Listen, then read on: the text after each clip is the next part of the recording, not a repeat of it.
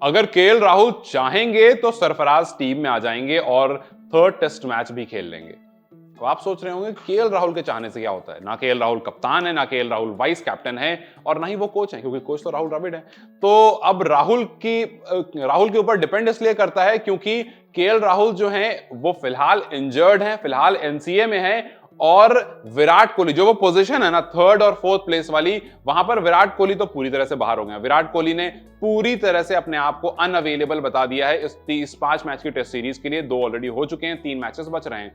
श्रेयस अय्यर आने वाले 3 मैच के लिए बाहर जा चुके हैं, तो वो जो स्लॉट था वो खाली हो गया है। अब उस स्लॉट में रजत पाटीदार एक नाम है जो आपको मैचेस में दिखेगा, लेकिन एक स्पेस जो है वहां पर केएल राहुल आ सकते हैं अगर वो रिकवर हो गए तो। अब केएल राहुल क्या अगले टेस्ट मैच के लिए फिट हो जाएंगे या नहीं, ये जवाब आपको 14 या 13 तारीख तक मिल पाएगा, क्योंकि 15 को अगला टेस्ट है। फिलहाल 3-4 दिन आपके पास है। अगर उस 3-4 दिन में केएल राहुल फिट हो जाते हैं तो सरफराज की एंट्री बंद हो जाएगी, क्योंकि जाहिर सी बात है टीम केएल राहुल की तरफ जाएगी कंपेयर टू सरफराज। लेकिन अब सवाल ये आ जाता है कि क्या केएल राहुल को एक मैच और रेस्ट करना चाहिए? क्या केएल राहुल को जो 3 दिन बच रहे हैं उसमें उसको पूरा प्रॉपर 8 दिन लेकर के कंप्लीट रिकवर होकर के टीम में आना चाहिए? क्योंकि हमने देखा इससे पहले जब केएल राहुल को सेम इशू आया था उनके अपर थाई के पास, जहां पर पेन हुआ था, जिस क्वाड्रिसेप में जहां पर उनको पेन हुआ था वहीं पर दोबारा से पेन शुरू हुआ है। और उसी क्वाड्रिसेप में जब उनको पेन शुरू हुआ था आईपीएल के टाइम पर, तब ऑलमोस्ट 1 साल का या 6-8 महीने का गैप हो गया था और तब जाकर के वो दोबारा से टीम में आए थे और वही पेन फिर से शुरू हो गया है। तो अब सवाल ये आ जाता है कि क्या केएल राहुल कंप्लीटली रिकवर्ड हैं अगले 3 टेस्ट मैच के लिए? क्योंकि इसी वजह से केएल राहुल को विकेट कीपिंग भी नहीं दी गई थी। विकेट कीपिंग केएस भरत कर रहे थे, जो कि केएल राहुल कर सकते थे, लेकिन विकेट कीपिंग ना देने की वजह से केएस भरत का टीम में इंक्लूजन हुआ था। तो क्या केएल राहुल को एक मैच और आराम करना चाहिए और उसके बाद चौथे और 5वें मैच के लिए आना चाहिए? क्योंकि देखिए 2 चीजें हैं।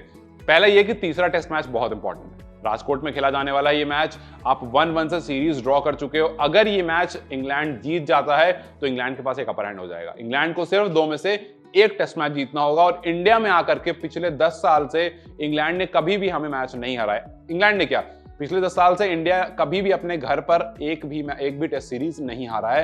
तो ये वो टेस्ट सीरीज है जो स्ट्रीक को ब्रेक कर सकती है, क्योंकि पहला मैच हमने देखा किस तरह से इंग्लैंड ने कमबैक किया था। तो एक खिलाड़ी जो है वो डिफरेंस क्रिएट कर सकता है। तो यहां पर बात सिर्फ केएल राहुल या सरफराज की नहीं, यहां पर बात यह है कि टीम को जरूरत किसकी है।